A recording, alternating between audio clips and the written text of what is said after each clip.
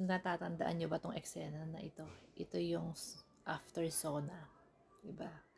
Nalaman na ng Pangulo at ipinaalam sa publiko sa mga Pilipino kung gaano kawalang iya ang mga senators, kongresista, mga government officials natin. Galit na siya dyan. Walang naglakas na loob na tumitig sa kanya. Walang naglakas ng loob. Walang sino mang naglakas ng loob na lumapit sa kanya. Pinakita niya yung galit niya. Dinaig pa nito ang pork barrel. Itong nakawan na ito, grabe, sangkot. Ang daming sangkot. Gaya na sinabi ng Pangulo, masakit man sa kanya pero may matatamaan na mahal niya sa buhay dito sa gagawin niya na ito.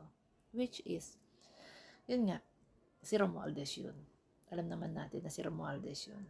Although nalulungkot siya, pero mas pinili niya na magsilbi sa mga Pilipino at gawin ang tama hanggang sa matapos ang kanyang termino.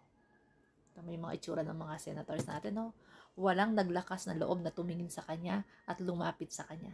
Kasi alam nila na alam na ni PBBM yung mga kalakuhan nila nung mga nakaraang taon.